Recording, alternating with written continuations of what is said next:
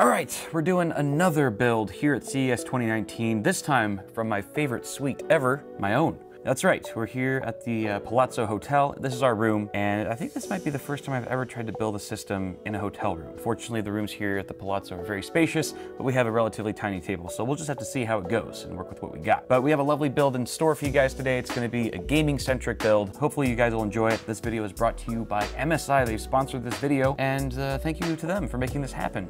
They've actually provided the graphics card and the motherboard, and we're gonna go over the parts really quick in no particular order. Our video card is the MSI GeForce RTX 2070 Duke. This is actually a really great card that I've had the privilege of working with in the past, just recently for Chris's build.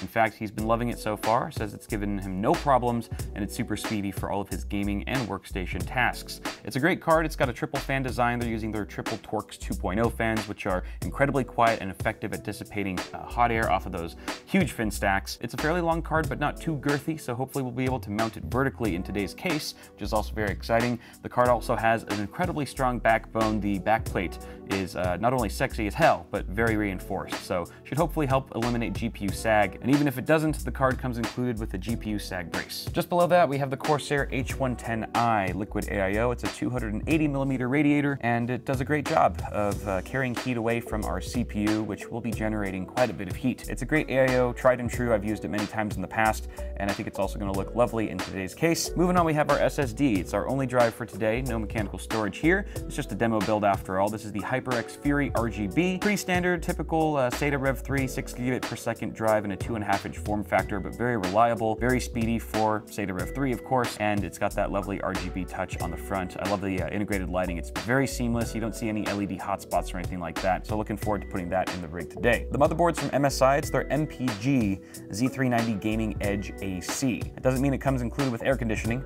The AC is, of course, referring to wireless AC, so it does have a wireless AC card built right in, which is fantastic. Gives you that flexibility when trying to connect to the interwebs. MPG, what does MPG stand for? Most pouty gamer. No, multiple pretty girls. My precious Game Boy. Mary, please go. I think they're getting worse. Man, PUBG. Okay, we'll get But I actually really like this board. It's got an 8+4-pin power connector for the CPU, delivering up to 540 watts of power. So that's actually really nice. The overclocking should be pretty good on this board as well. The VRM heatsinks are extended, at least the one on the left is. You can see that it just goes up and up and up and over the I/O area. It's extremely huge. It's one of the bigger VRM heatsinks on the Z390 platform that I've seen. The board also features Intel Turbo USB for twice the speed, twin turbo M.2 slots giving you PCIe Gen 3x4 connectivity up to 32 gigabits per second, and the list goes on. There's a ton of connectivity on this board, and it's all blacked out with some RGB lighting on the side. I feel like there's no more worthy CPU for this build than the Intel Core i9 9900K, which I have here in the little clamshell. I don't have a retail box for the CPU because I don't own one. This is actually an engineering sample. Of course, it's got 8 cores, 16 threads. It's an absolute beast.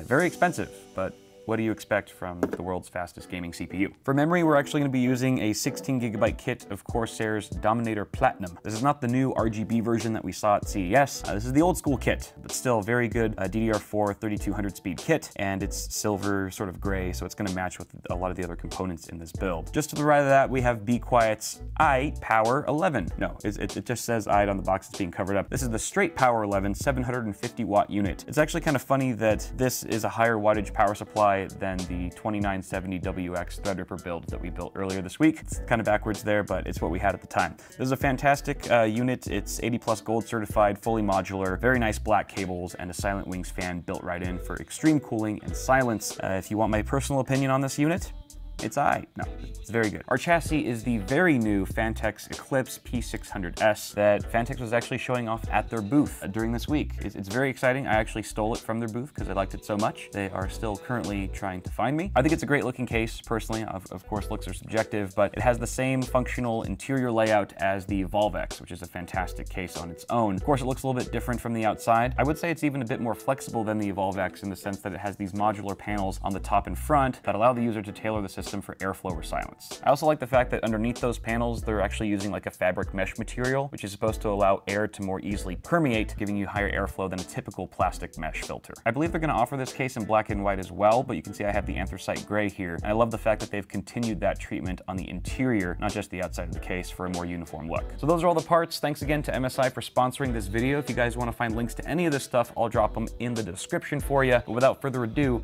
let's get assembling this super sweet build. Sweet, S-U-I-T-E. Double meaning, double entendre there, play on words. It's not as funny when I have to explain it.